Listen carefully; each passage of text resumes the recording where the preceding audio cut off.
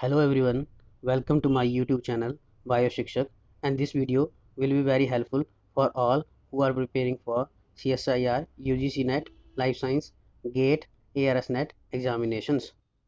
Today we will discuss about the HPLC, also known as High Performance Liquid Chromatography or High Pressure Liquid Chromatography. The HPLC technique is used to separate, identify and quantify the components from a mixture of components. The components include a mixture of compounds or mixture of protein. When a mixture of components are introduced into a HPLC column, they travel according to their relative affinities towards the stationary phase. The components which have more affinity towards adsorbent or the stationary phase travel slower, and the component which have less affinity towards adsorbent or the stationary phase travel fast. Since no two components have same affinity towards stationary phase, the components get separated. Whenever you study any type of chromatography, you should have some basic terms in your mind. These includes sample, stationary phase, mobile phase, characteristics, and elution. Sample is a collection of the components. Out of these components, we have to separate one component, or we can say it is a mixture of proteins out of which we have to separate only one protein, quantify and identify that protein. Stationary phase may be solid or the liquid, and the phase over which the mobile phase passes in the technique of chromatography, this is known as stationary phase, and it is porous solid silica that is packed into a glass or metal tube or a column. And the next one is mobile phase. The mobile phase is the moving solvent flowing over stationary phase that takes solutes with it. It may be gas or liquid. Before going to perform HPLC, you must have the knowledge of different components which are present in our sample, and we must know that what is the solubility of that components, or the what is the polarity of that components. All these things comes under characteristics. Last thing is elution. It is the removal or separation of one material from another, especially with a solvent. The process of extracting a substance adsorbed to another by means of suitable solvent or buffering agent. This is known as elution. This is the last step of any chromatography. This is the diagrammatic representation of HPLC, which includes a solvent, a pump, and sample injector point, and a column, and a detector, and a PC for observing different types of data. The sample or the solvent mixture is allowed to pass to the column with the help of a pump. This pump maintains a flow rate of 1 to 2 milliliter per minute or pressure of 6000 to 9000 psi. After that, there is a sample injector valve at which we inject our samples. We can add 5 to 20 microliter of sample or analyte. After this, sample and solvent is mixed and they are allowed to pass through the HPLC column. And there are some components which move fast, and there are some components which move slow. The components which move fast elute first, and the components which move slow elute at last. These signals are detected by a detector and then converted into the signals that you can see on the PC. Let's discuss the diagram of HPLC in detail. First of all, there is a solvent reservoir which consists of different type of solvents. These solvents may be polar or the non-polar according to the environment that we want at the time of the separation. These solvents are pumped into the column with the help of HPLC pump. The pump maintains a flow rate of 1 to 2 ml per minute and also a pressure of 6000 to 9000 psi. Then these solvents move into the degasser. The degasser is attached to a vacuum pump which creates a high vacuum so that any gas or any dissolved solvent get removed. The logic behind the degasser is, if any gas or the solvent molecule remain inside the column or elute in the elution process, then it may interfere with the elution process. The solvents which is moving is also known as mobile phase. Then these solvents of mobile phase move towards the solvent mixing valve, where mixing of the different solvents take place and a uniform mobile phase is produced. Then this mobile phase is allowed to pass through pre-column or the guard column. The main function of guard column is to remove any impurity which is present in the mobile phase. After this, the mobile phase passes through the sample injecting point. At this point, 5 to 20 microliter of sample is injected inside. Now, with the help of mobile phase, sample travels inside the analytical column, where main process of separation takes place. The main point of any type of chromatography is that mobile phase is allowed to come in contact with the stationary phase. But before passing the mobile phase plus sample into the analytical column, the analytical column is first equilibrated with solvent for 10 minutes. After that, different type of interaction take place inside this column, due to which some components of solvent mixture separate first and some components separate at last. The process is known as elution. The components which elute first are detected by the detector. Then these signals are transferred to the computer to generate the graphs.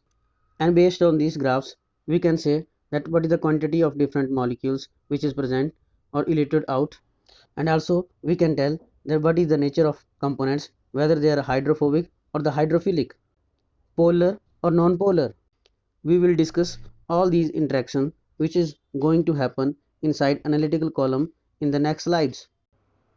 In any type of chromatography, there is a one mobile phase and other is stationary phase. Here, in case of HPLC, the mobile phase is liquid and the stationary phase is solid or made up of silica as an adsorbent material. Traditionally, the silica was used as a stationary phase, which is hydrophilic in nature or polar in nature.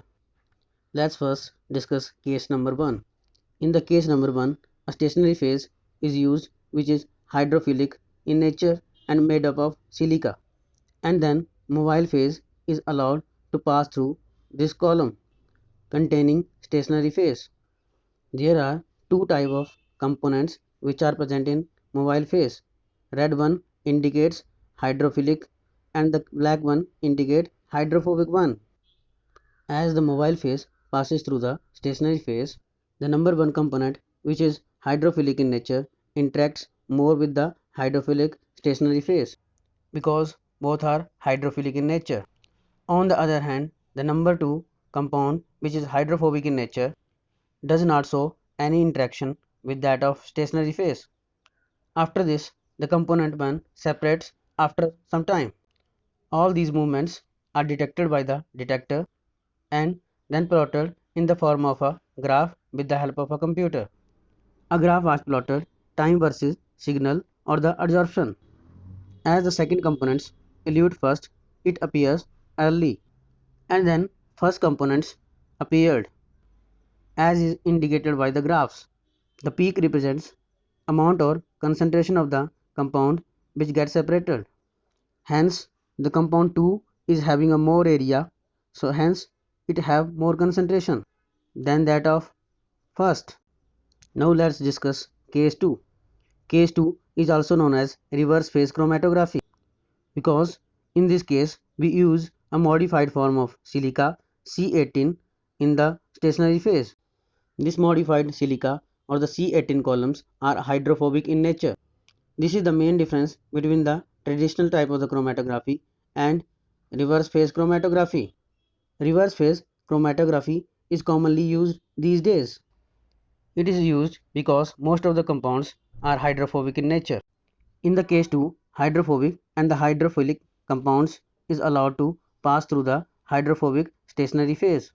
Inside the column, the hydrophobic molecules interact more with the stationary phase which is hydrophobic in nature, because the two molecules which are having the same nature interact most, due to which the hydrophilic molecules which are represented as red color or molecule number 1 elute out from the column first, and at last the second molecule which is hydrophobic in nature elute.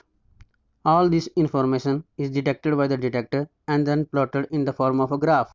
Same thing is clear from the graph, that the component 1 elute first, then the component 2, and component 1 is having a more area representing the more concentration of the separated molecule. The questions may be asked in terms of polar and non-polar. Then keep in mind that the hydrophilic represents polar and the hydrophobic represents non-polar.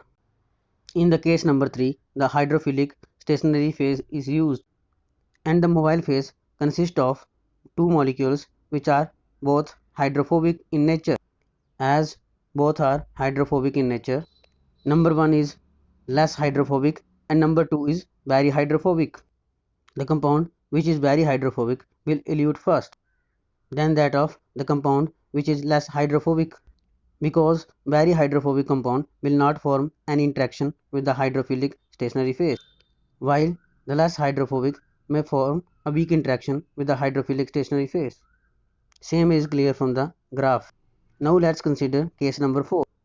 In this case, the stationary phase is hydrophobic in nature, and with the mobile phase less hydrophilic and very hydrophilic molecules are added into the stationary phase. The molecule which is very hydrophilic will not form any interaction with the stationary phase, hence elute first. Same is plotted in the graph. Now let us try to solve a question which appeared in the CSIR UGC NET 2015 December. The question is, a mixture of two protein was subjected to following three chromatographic columns: A. Cation exchange, B. Size exclusion, Cepheid 100, and C. Reverse phase. And they have given that after subjecting these protein in different types of columns, these different profiles have been obtained. Then they have asked us to interpret the different data from different columns and then to find out the correct statements. Among these three, we will discuss only the C column, which is represented as reverse phase chromatography, as it is given in the figure C that reverse phase chromatography is used. This clearly indicates that there must be a hydrophobic stationary phase, and if a mobile phase containing less hydrophobic and the more hydrophobic components is allowed to pass through this stationary phase, the protein B, which is less hydrophobic in nature, will elute first, then that of the protein which is more hydrophobic will elute at last, then that of the compound which is more hydrophobic in nature, because A protein which is more hydrophobic in nature will form interaction with the hydrophobic stationary phase, hence it moves slowly through the column. Same is clear from the graph, hence the right answer is C, because A protein is more hydrophobic in nature. And why it is smaller than B? We will discuss these things when we will study the ion exchange chromatography and the size exclusion chromatography. Thanks for watching this video, and don't forget to subscribe to my YouTube channel BioShikshak, and do hit the like, share and subscribe button.